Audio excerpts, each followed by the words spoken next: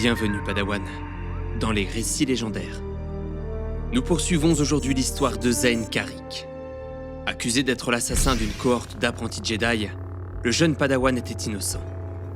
En réalité, il était le seul survivant du massacre, orchestré par ses propres maîtres. Ces derniers avaient mis sa tête à prix et lancé à ses trousses toutes les forces de la République présentes sur Taris. Accompagné du Snivien Marn Hiérogryphe, Zayn se mit à la recherche de Camper, un ingénieur arcanien. Il était connu de la pègre pour organiser des évacuations clandestines hors de la planète. Zayn ne souhaitait plus qu'une chose, rendre justice à ses amis et prouver son innocence à la République, mais surtout à Shell, sa bien-aimée et sœur de son meilleur ami tué. Autrefois promis à devenir Jedi, Zayn se retrouvait maintenant dans la misère des bas-fonds. Et c'est là qu'il rencontra Jarael, une arcanienne au caractère bien trempé, chargée de protéger celui qu'ils étaient venus chercher, Camper. Ils vivaient tous les deux cachés dans une décharge depuis des années, loin d'une mystérieuse corporation qui les traquait. Malheureusement pour eux, Zayn avait déjà bien trop attiré l'attention, et les forces de la République étaient déjà sur leurs traces. Lucien Drey était venu superviser la capture de son ancien apprenti.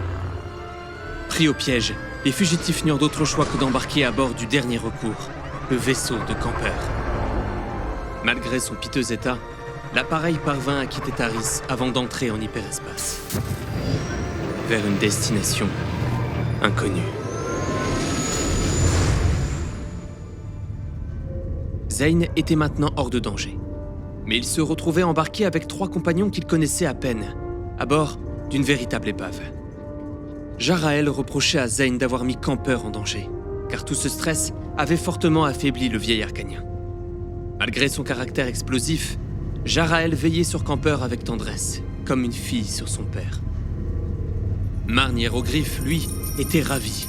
Cette fuite allait faire sa réputation dans la pègre tarisienne.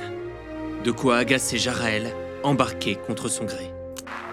Quant à Zayn, il décida de contacter Maître Vandar. À la tête d'une enclave sur Dantooine, ce dernier connaissait Zayn depuis ses premiers pas dans l'ordre et comptait parmi les rares à le croire innocent. Mais Maître Vandar restait prudent. Selon lui, le côté obscur pouvait troubler l'esprit en effaçant les souvenirs de certains actes. Comment des Jedi aussi respectés avaient-ils pu commettre un tel massacre? Le côté obscur troublait-il sa mémoire? Craignant d'être une menace pour l'ordre Jedi et pour ses nouveaux compagnons, Zayn décida finalement de se livrer. Ce geste troubla Jarael, car jamais personne ne s'était mis en danger pour les protéger, Camper et elle. Entre les mains de chasseurs de primes, Zayn fut livré à la colère tarisienne. Parmi les visages hostiles, il aperçut Shell. Son visage était chargé de colère comme tous ceux qui l'entouraient, car elle le croyait coupable du meurtre de son frère. La cavale de Zayn touchait à sa fin, et ses maîtres lui révélèrent enfin la vérité. Ils avaient tué les Padawans dans l'espoir de changer le destin, d'empêcher la destruction de l'ordre et de la galaxie. Zayn était innocent, mais son nom resterait gravé dans les archives comme celui d'un meurtrier. Soudain, une violente explosion ébranla le temple, et avec elle le destin de la galaxie. Leur vision devenait réalité. Avec effroi, les maîtres reconnurent l'armure rouge du site annoncé par leur prophétie, celle autrefois portée par les Padawans sur la lune Rogue. Mais contre toute attente, Jarael était venu à son secours. Le sacrifice de Zayn l'avait profondément touché et convaincu de son innocence. Elle était décidée à ne pas le laisser mourir ici. Pour la seconde fois, Zayn échappait à la noirceur du temple, et ce sauvetage inattendu lui rappelait une chose. Son histoire était loin d'être terminée.